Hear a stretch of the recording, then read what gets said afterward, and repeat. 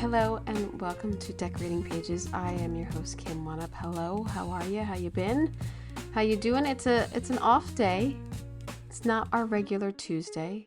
It's gonna be a fun one. Something out of the ordinary. I've been so busy with work that I couldn't get this up on Tuesday. Sorry, but we're here. We're here on Thursday. I'm not going to apologize. This is what working in Hollywood is. It's really busy. And when you're a mom and a set decorator and a podcaster and the governor for the Emmys, sometimes all things collide. And it's fun. It's fun stuff. Happy to be working in Los Angeles. And it's quiet on our little Sunset Gower lot, but it's nice. I mean, I have so many memories of working at Sunset Gower from one of my first jobs on American Dreams that it's just cool to me to get the opportunity to work at all of these different lots. And I should say this week, we pulled off a Hollywood miracle, I like to say, of finding out that a sofa that came back for a second season didn't really make it that well over the hiatus and was really like kind of torn apart, and not because really it was just cheaply made. And a lot of times you buy cheap furniture because it looks good, not for the quality but for the price and how it's gonna look. So Warner Brothers Upholstery pulled it off in 2.5 days and reupholstered the whole thing. My buyer, Ashley Rice, went and found the almost precise match for the fabric downtown and got it on set literally 20 minutes before they started shooting. It was a very close call. I kept thinking in my head, you can't do this anywhere else. You can't.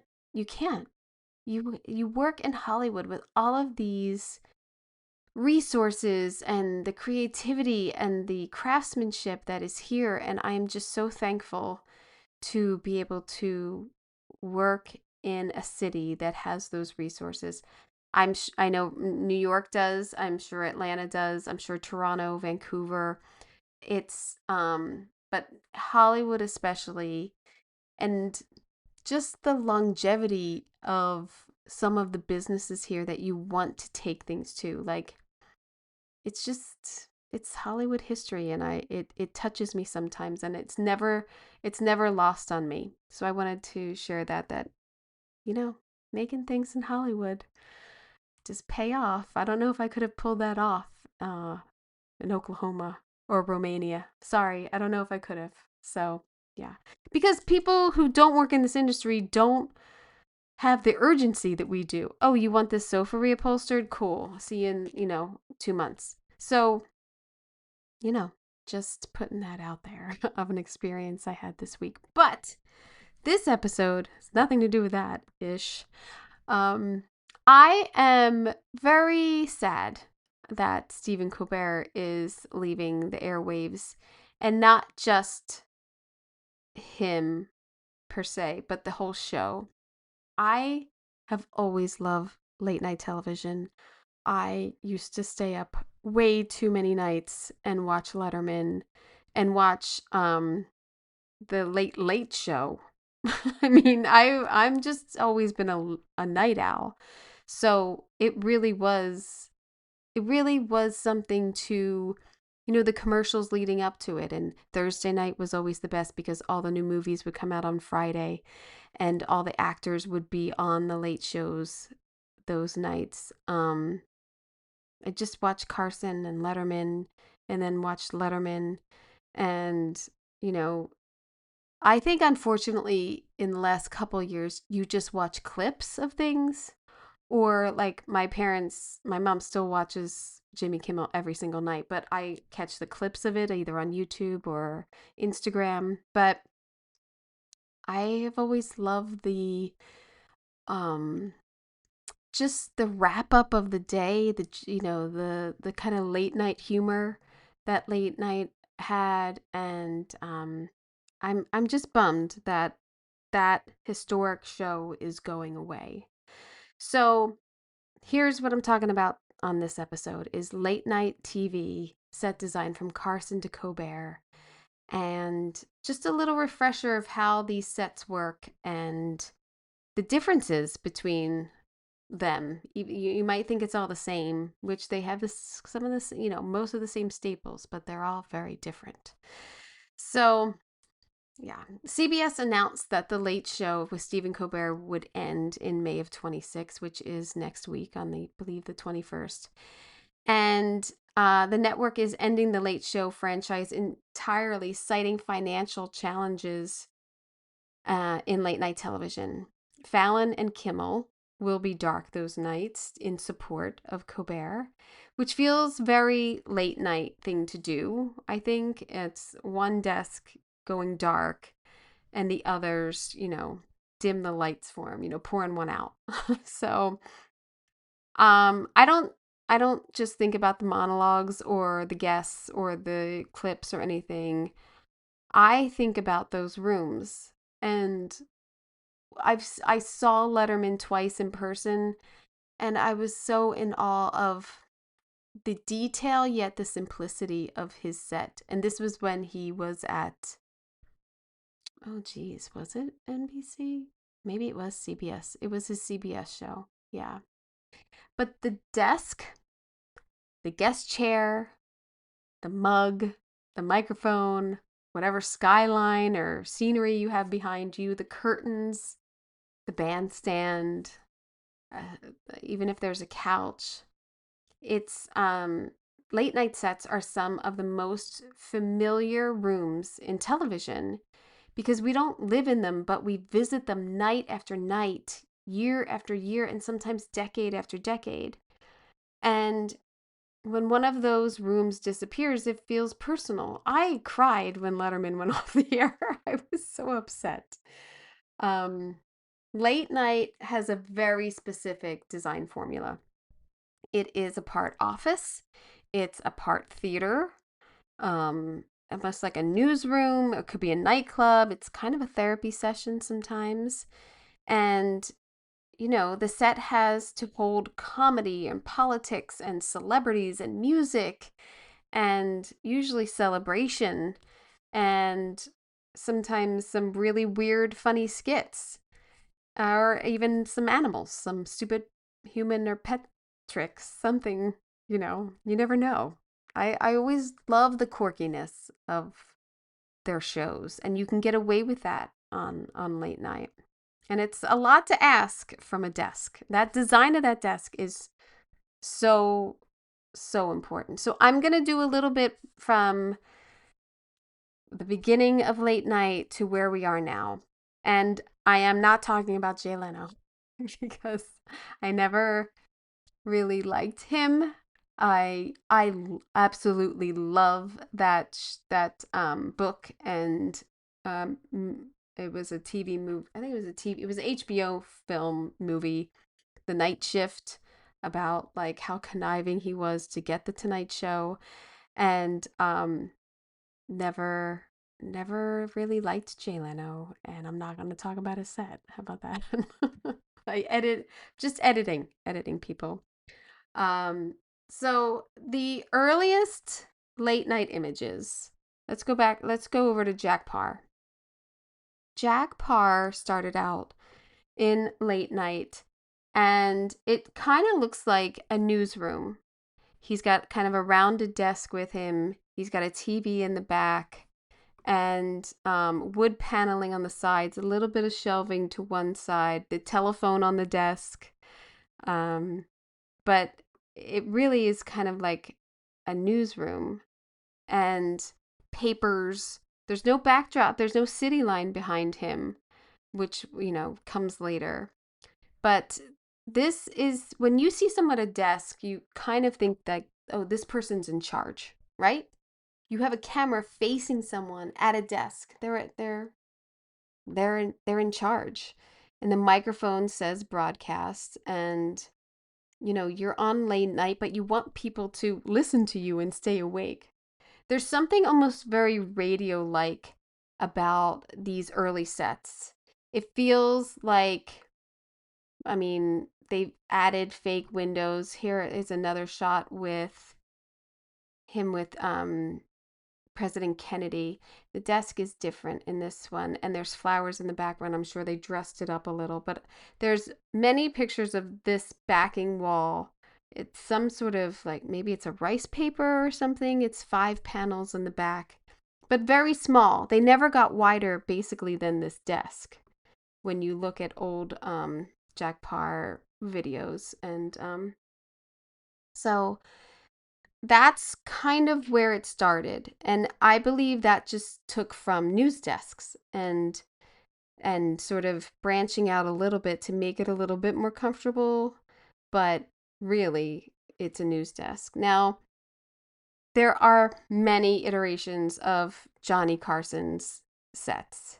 Johnny Carson perfected the late night desk as the commander in the center, and that set to me is like the iconic late night set, Johnny Carson. You can never get those curtains, the blue, the gold, the pink, out of, you it's a staple. It's been parodied. Like it's what late night was for so many people for so many years. So those designers I read credited are John Shurham, Dennis Craig Roof, Hub Brandon, Michael Haynes, Marty Dodson, Bento Christensen, Merrill Cinder. They're listed as all art directors throughout the show.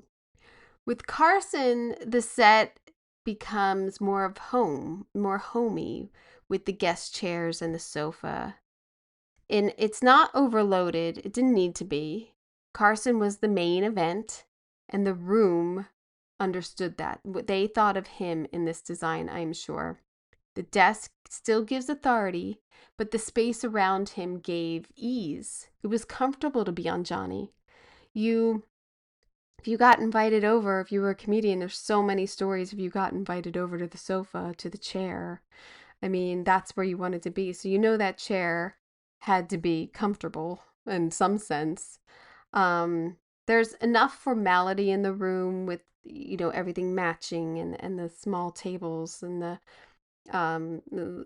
little cocktail tables and everything. And throughout the evolution of the sets, the desk has first a a great pattern on it, like a relief. It's like a 60s pattern, and then it goes more sleek as it comes to like the 80s and 90s.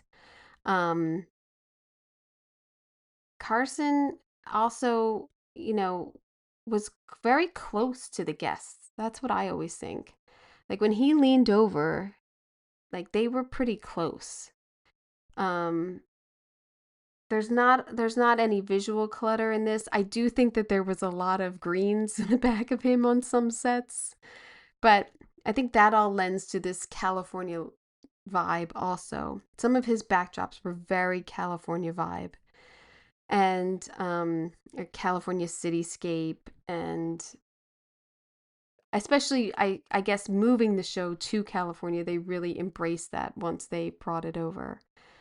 And the lesson of being comfortable for your guest really carries over with every other set that I can think of in late night.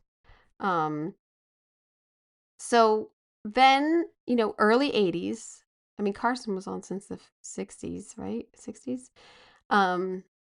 Letterman comes along. And his first NBC set, to me, is always awkward. It looks like they didn't know if it was like somebody's house or somebody's like high-rise apartment. It doesn't, it's funny to me. Like this picture that I'm showing has Bill Murray as the guest, which was his first guest, I believe. And there's like a clock or a barometer on the back wall and some little pictures. The chairs look like comfortable, but not beefy at all for any guests. They're very slender leather chrome chairs.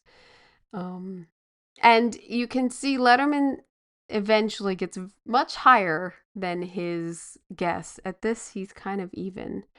Cityscape in the back, coming out from the small stage where Paul Schaefer was and everything. Um, that is really, it was such a small space. I remember seeing like wides of it and it just being super duper small. It's just odd. It's very unglamorous compared to the Late Show. So, the hour before you is glamorous, and then you come to this New York small kind of weird set. The desk is very clumpy, the carpet is brown. And like I said, the guest chairs have very different energy than the comfort of Johnny's. Um, it's just weird, and it's perfect. It was perfect for Letterman in the beginning. Um, his NBC show was like anti-showbiz.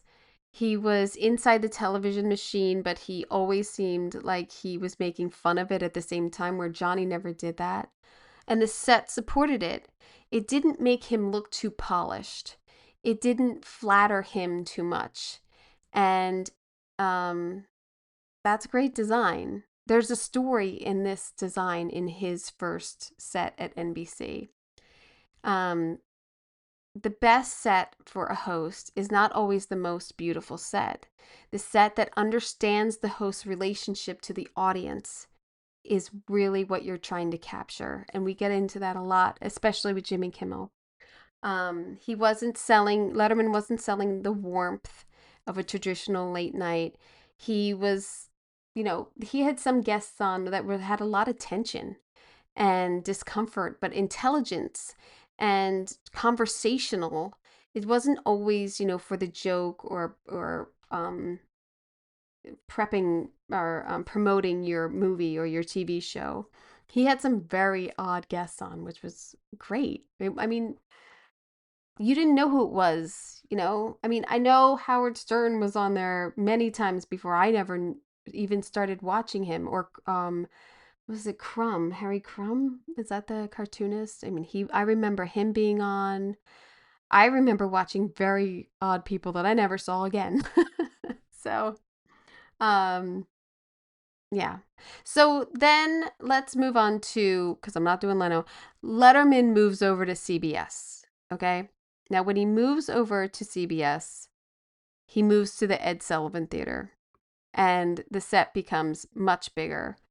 And Jason Kirshner, production designer, and Mark Erbaugh as art director are credited.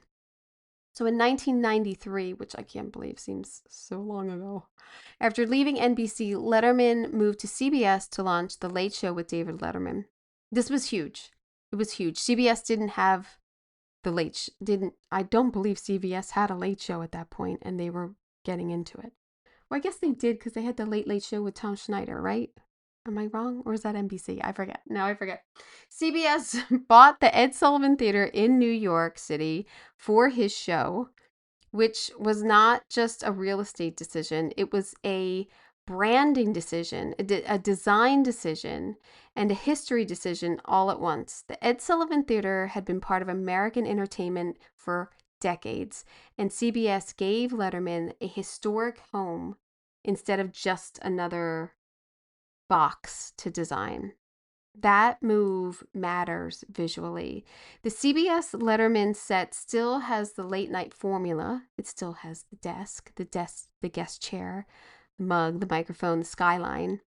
But suddenly the room had more polish. It stepped up. I mean, with NBC, he stepped up his game too. He didn't keep that odd set the whole time. But which I think is this shot. This is this Letterman? Now I'm even confused myself. Is this Letterman at CBS or NBC? This is CBS. This is NBC, I believe. So he got more polished over the years, even at NBC, and the skyline and those like model buildings in the back, and the window that he used to break every time he threw a card into. The blue chairs the gray and brown dust. Yes, this is the set I went to see. It's still the microphone. So when he moved over to the Ed Sullivan Theater, it did become bigger and much taller, and this huge Brooklyn Bridge out the back, that whole setting in the back, and the bridges. It was really pretty. I mean, it's a really pretty view, skyline view, without doing like the buildings of New York City.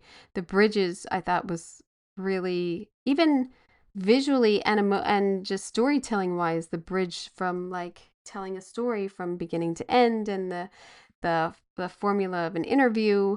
So the desk is more refined. The frame just feels more complete, and it's more of a show. Like they really stepped up. The lighting is better. And although the weirdness of his shows and skits, are still there, it's much more polished show. It's a great contrast from his NBC and his first set. So, yeah. CBS Letterman felt that the same guy had been given a historic theater and was trying to very hard not to act impressed. I feel like it was grand for him and that he was slightly embarrassed of how great it looked. Because there's a huge, like I said, there's a huge difference in scale. And it made it very legitimate that your show is now being put into a theater instead of, I think he had like maybe 80 people. No, that other theater, that other one. I don't know. No, I forget. I mean, there was like 80 people, maybe. So, yeah. It's important to remember that the Ed Sullivan Theater is not just another television studio. It opened in 1927 as the Hammerstein Theater, built by Arthur Hammerstein in honor of his father, Oscar Hammerstein.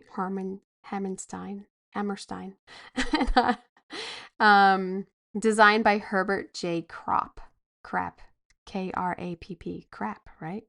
The auditorium held this Gothic, almost cathedral-like feeling, a domed ceiling, decorative columns, stained glass, and a sense of ceremony that made it different from the plain broadcast space. It later became CBS Studio 50 and eventually the Ed Sullivan Theater, tied forever to Ed Sullivan's show and the history of American variety television. So when Letterman goes there, he's not just entering the studio, he's entering history, really. The building had already seen Broadway, radio, variety, music, comedy, and the Ed Sullivan Show made the room historic. I mean, Elvis, the Beatles, they were all there. There is a great documentary which came out last year about the Ed Sullivan Show. I forget what it's called, but it's pretty good. So, yes, that history lives in the architecture. Letterman didn't completely surrender to this. CBS set more of the scale, but the design still has restraints. Like, it's still a little urban. You're still getting these columns and trusses and window panes higher now. But yeah, it became a huge set. I mean, I'm showing the whole set in the band and the home base and, where he was. It was huge. It must at least have been 3 times the size of the NBC one, right? Yeah. The audience view is crazy. You understand that late night is a theater when you look at a view like this and you see the audience and how close they are to everyone. Oddly enough, I saw Letterman twice, and both times Gary Oldman was the guest. How crazy is that? I don't even remember what he was promoting, but I saw him twice on the same show. It's crazy. So yeah. All right, let's move on to the history too of the Ed Sullivan of Stephen Colbert, because he takes it over. He took it over in 2015. And the Ed Sullivan Theater changes again. They give it so much more height and so much more openness. I don't know if it's openness. It's just more height. I feel like you see the comparison of, like, the camera really never went above the windows or the skyline or the band, I should say, on Letterman. But when you on Colbert, they constantly wrap around from up top, or he goes down this side steps. And so, yeah, I saw an interview where he went over to the stage and said, I wanted to feel it, and I wanted to feel where I should stand. And he went and he stood. And when he looked up, it was the same spot as Ed Sullivan. Like, he had picked the same spot where he felt most comfortable. So they flipped it. Letterman went to when you're looking at the stage, Letterman's interview and desk was on the right, and Colbert's is on the left. Colbert's version of the set embraces the theater's architecture instead of hiding it. The design team highlighted the columns and the balcony feeling and the stained glass. The decorative ornamentation that was already in the building, they enhanced. This historical character of the Ed Sullivan Theater comes through a lot more in the Stephen Colbert design, rather than not hiding it with Letterman, but not making it about the architecture that's existing, I would say. Jack Morton's design team described Colbert's goal as featuring the original architecture of the theater while making the space feel intimate for the show. And he has a great website, Jack Morton. I think it's jackmorton.com or design, showing a lot of the sets on there. It's a completely different philosophy from Letterman. Letterman occupied the theater while Colbert restored the theater in the design. Letterman's leadership to the room felt ironic, where Colbert's relationship to the room feels ceremonial. And that makes sense because Colbert is a very different performer. Even with the satire and the sharpness, Colbert understands ritual. He understands performance history and the weight of standing in the room that he held cultural moments for him before. He's very in awe of having this theater be his set. The columns aren't hidden, like I said, like these beautiful columns. I don't know if I can zoom in, but they're all very intricate, and the staircase sort of enhances it, and the lighting is great. So, yeah, I really loved what they did with the set, and there's a lot of red, white, and blue in there too. I also like how the desk and the chairs of Colbert are higher. Like, they're on a platform, which I don't think I can't think of any other. I think Arsenio was up on a platform, wasn't he? 2 steps to get up to the desk and the chairs for the Late Show Colbert. So I think I don't have to pick a favorite. I mean, classically, I would pick Letterman, but I really do love what they did with reinventing this theater, and I'm so sad that it's yeah. Yeah. It's just a smart design for late night, and it fits him very well. So, he also has a red carpet underneath the desk, which I feels again really makes it important. That red carpet really pops even the blue chairs and his wood desk.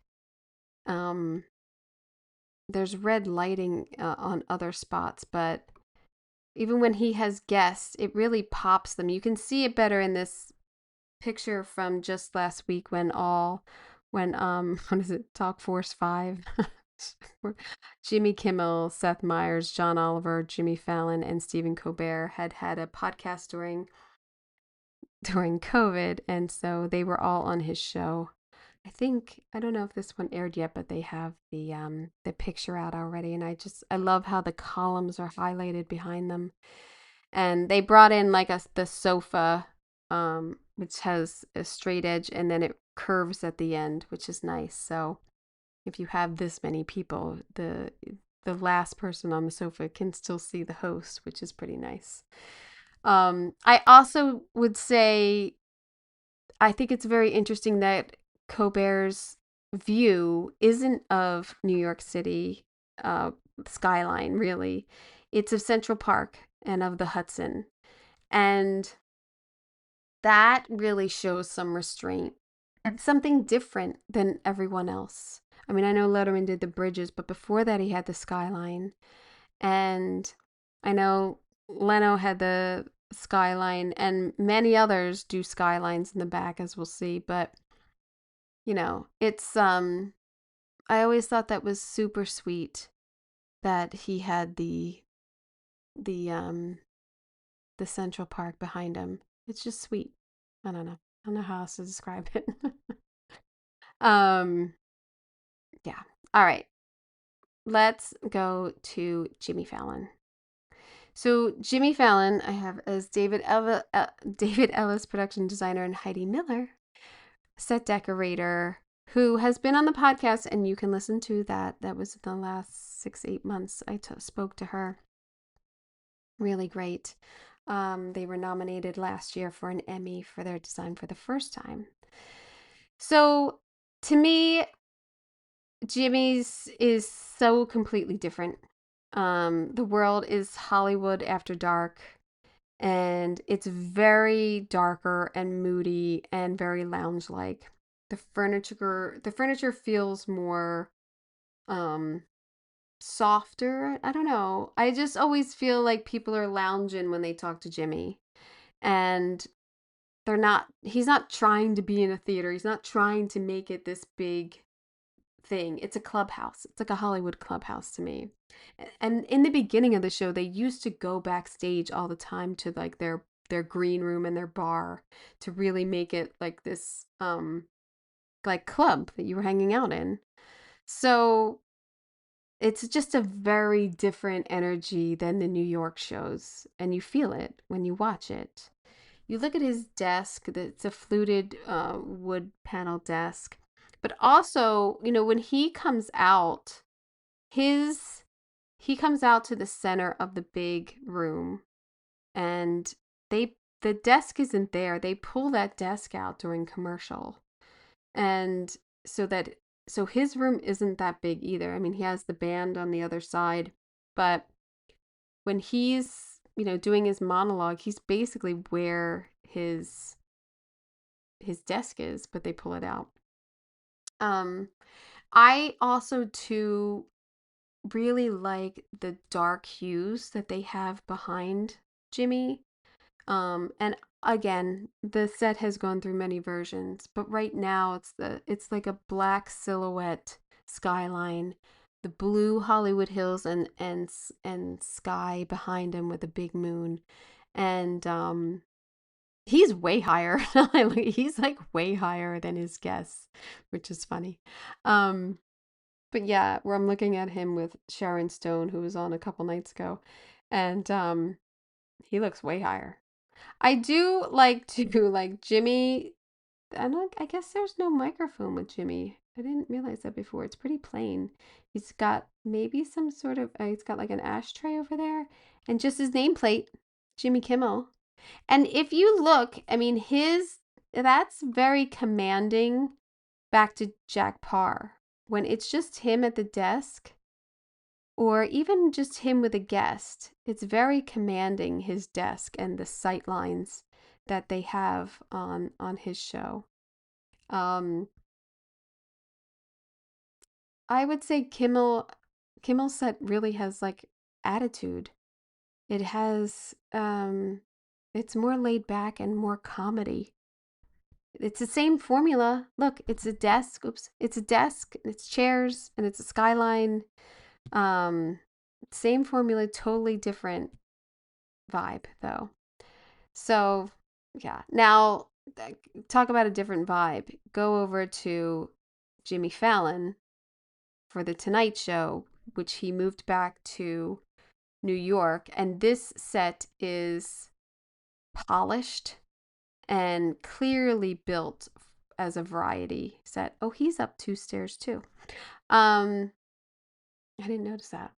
And to me, it's this is a stage, and this is like almost like a performance area. They do many skits on the show in their stage area, and the band has a big section on the other side.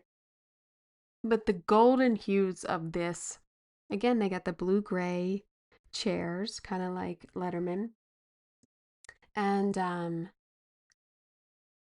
I I feel like this design, should I say, who do I have? Eugene Lee was the original lead. Um, and then Peter Barron, Kelly Hansen, and Heather Woloski are also listed as production designers. Um, Wood tones do soften up the room, and the city backdrop gives New York City this sparkle, like it's all gold. It's beautiful. Um, but to me, the redundancy of the skyline and then the visual skyline behind it, I've always kind of bumped on. There's so many other things you could put behind Jimmy on that screen than another New York City to me. I do I do like that they give this set some sort of functionality, like he has drawers behind him, which I always thought was funny. And I do like the he's got kind of a lighter tone desk. Um but all in all, this seems completely different from like a Jimmy Kimmel, and it's very it's almost like, when Letterman went to CBS, it's much more polished for Jimmy than it was. Um, so I don't know. It's tight. I don't know. It's like a very tight design to me. And it's fun too. He's such a fun show. They do so many funny things on that show. But it's very modern, and I don't know. I don't love it to me. I don't know. I guess the redundancy, but I love those model. I love the model, and the skyline in gold. I think is so pretty, and all the gold tones and everything. It's very warm and inviting. And when the guests are in the chairs, the angles on those buildings is really beautiful too. So, yeah, I don't know. I don't know.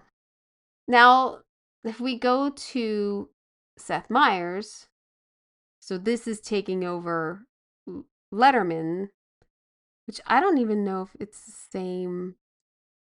Is it the same? I think it is because it's in Rockefeller Center. Um, Now his desk is to the left instead of Dave's being on the right. And they really embraced this brick columns, and they're back to the windows behind the host and the guests. And um he also has a nice desk. I do like his desk. It's the same thing. Because it's not just wood. I think that there's metal vertical strips in it. I like the design of Seth Meyers' desk a lot. I find the windows to be very busy behind him. And I have Ellen Wagnet as the production designer. I hope I have all these right. Because I look them up and then I'm like, did it change, or was that the first person? Yeah. I find that the black mullions of the window distract me as a viewer. I don't know. That's just me. But again, you have these same staples, the desk, the chair. He doesn't have a mic anymore, so it slowly drops off. Um, but the guest chair, you have the scenery in the back. Not as many greens. Greens really went away. Johnny had greens. I think Jay Leno had greens. But you don't see any greens. Not Kimmel, not Colbert, not even CBS Letterman. Well, not even NBC. The first NBC Letterman had like a fern. I know that. But yeah, greens really went away. That's funny. I never noticed that. Look at that. Learn something new every day. um, but I like the variety of all of these styles and I mean, Jimmy's out here, but the rest of them are in New York, and yet they're still all different. I mean, Seth Meyers has a different view. They really love, I mean, the Empire State Building is always so great. And that is the center of Jimmy Fallon, and it's also right behind Seth Meyers, too. So, but I also wonder, I don't know from that building if that is an actual view from that building, which I think would be cool. Um, there's a lot of blues in late night. Blues and wood tones seem to dominate. I think that's why Colbert stands out to me with the red, that it's something different. And no one ever again tried the Johnny curtain. No one ever went back to that Johnny curtain. Everybody has like solid curtains pretty much, right? So, Jimmy's has a little bit of shimmer to it, really pretty. But yeah, no one no one really went back to that Johnny. I guess you can't duplicate it. So yeah. I would say Carson's set says comfort and control and command, where Letterman's NBC is a night show for you don't know what you're going to get because you don't where are we? His CBS show is down to business and again, I think in control. Colbert is, the majestic theater and bringing that bigness into the show with him. Um, intelligence and ceremony and Kimmel is Hollywood After Dark. It's a fun time. And Fallon, I would say, is like a high class New York. And Seth Meyers is kind of like, I mean, it could be a writer's room. It could with a great view. I don't know.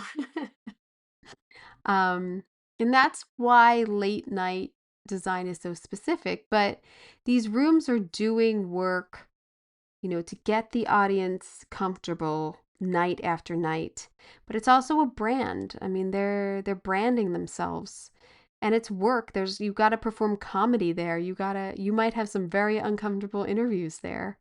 So a late night set has to be familiar enough that you instantly know where you are, but specific enough that you know what show it is. You get the feeling of the host from the set.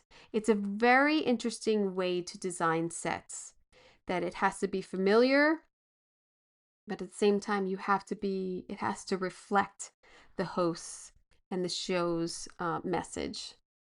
It's a very thin line, hard line to walk, I think, in design, to convey all that, because your shots are basically home base, at the desk, at the talent, over the band, musical act, back at home base.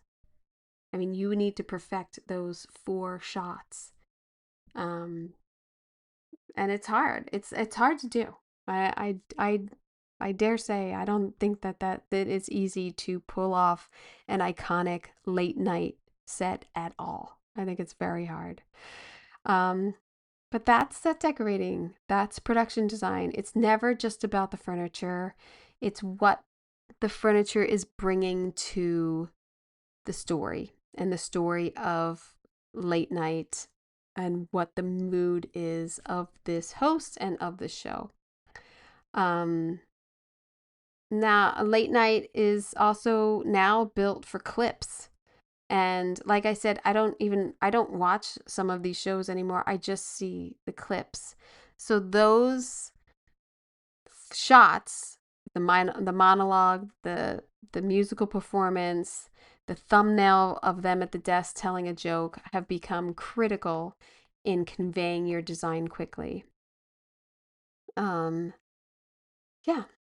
I mean, the format can change here and there, but the sets somewhat stay, the staples stay the same. I mean, we lost the microphone over time. That's kind of a bummer. I didn't realize that. So, the set tells us what kind of night we're about to have. Really.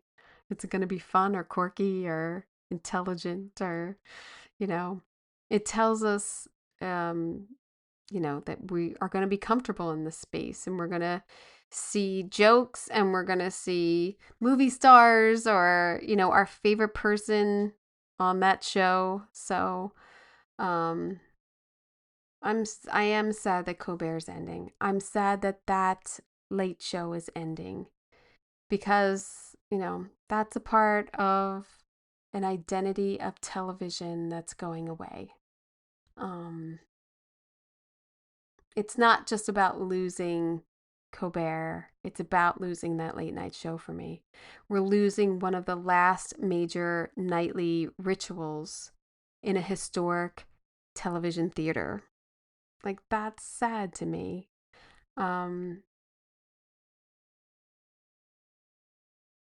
There are rooms in our living room. There are rooms you used to sit there and watch it and it'd be part of your living room and it was just an extension. And now it's an extension of your phone or your laptop or wherever you're watching.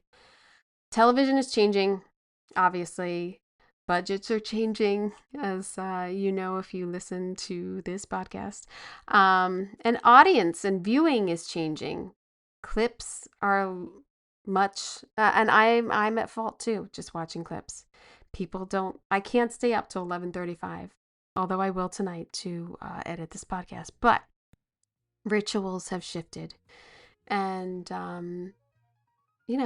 for better or for worse, I hope that late night stays a staple as a part of comedy and a part of television. The desk still matters, the skyline still matters, and the chair and the room. Looking back at these sets from the early broadcast desk to Carson's like iconic set, to both sets of Letterman, the evolution of the Ed Sullivan Theater, all of these, you can see how late night can be so different, but the same. Same desk, different host, different feelings from a different desk. But no Leno. Not doing Leno. So that's it. I thought I'd just analyze some late night. Again, you can listen to Heidi Miller talk about Jimmy Kimmel on a previous episode. It was great to speak with her. I've got some great set photos, and they do a lot of sketches on that show. And she is constantly busy decorating that. And I'm sure, and I hope, again, another Emmy contender this year. So what else? I have this month's Gold Room episode, which I released earlier in the week, a little late, but I did a very frank conversation about starting up a show, because as I'm starting up a show now, it brought up a lot of memories of past and how it used to be and how it is now. So it's a great little reflection of honestly how you start a show in research and budgeting down to, day one of shooting, and the frustrations and the triumphs that you go through in starting up a show. So again, that's one of the Gold Room episodes for subscribers. You can subscribe on iTunes or Patreon. I'm actually thinking I'm gonna put them on the website too, but I haven't gotten to it yet. But I will. I'll get there at some point.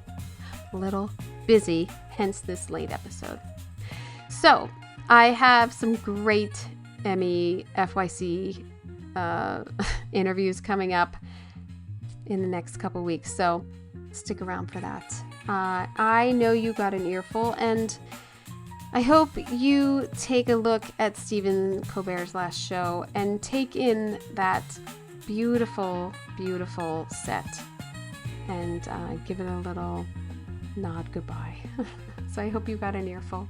I'm Kim Wannop for Decorating Pages.